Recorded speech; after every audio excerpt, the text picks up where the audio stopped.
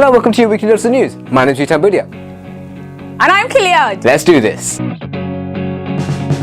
Thousands apply for a one-way ticket to Mars. That's right, the application process to take part in a reality show and become one of the first people to land and live on Mars and never come home is drawing to a close. More than 165,000 wannabe astronauts have applied for the 4 initial places to colonize the red planet despite it only being a one-way ticket. In 2015, the astronauts selected for the trip will start their training using a simulation of the conditions on the planet, where they'll learn to repair the equipment, grow food, and deal with long periods of isolation. The team's home on Mars will be operational by 2021, and the first crew will set off a year later. The journey will take 7 to 8 months. The project has been branded a big publicity stunt. Sometime in the next decade or two, we might see a model of the commercial spaceship, but in the meantime, it seems quite unlikely. So, been to the Grand Canyon recently? You must have loved it, right? You may have even thought that it's the most impressive place on Earth. Well, wrong! Turns out there's an even grander canyon, 446 miles grander to be precise. A team of British scientists from NASA have mapped an incredible canyon beneath 2 miles of ice in Greenland, which makes the Grand Canyon look like a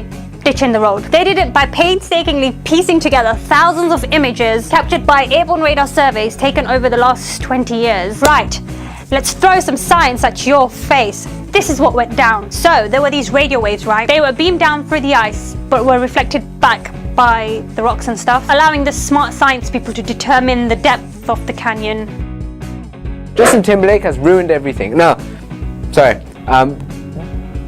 Justin Timberlake has shown interest in playing the Riddler in the upcoming Man of Steel sequel alongside Ben Affleck's Batman. I have no aspiration to ever be a hero in the movies, said Timberlake. The villain that I want to play more than anything, because I grew up loving Batman, funny enough, is the Riddler. He formerly lost out on playing the Green Lantern a few years ago, but he has stated that he wants to play a proper crazy villain in the upcoming sequel. So I think if this happens, it's safe to say that all hell will break loose. Ben Affleck as Batman, Justin Timberlake as the Riddler, what's next? Miley Cyrus as Poison Ivy, twerking on Robert Pattinson, who's Robin?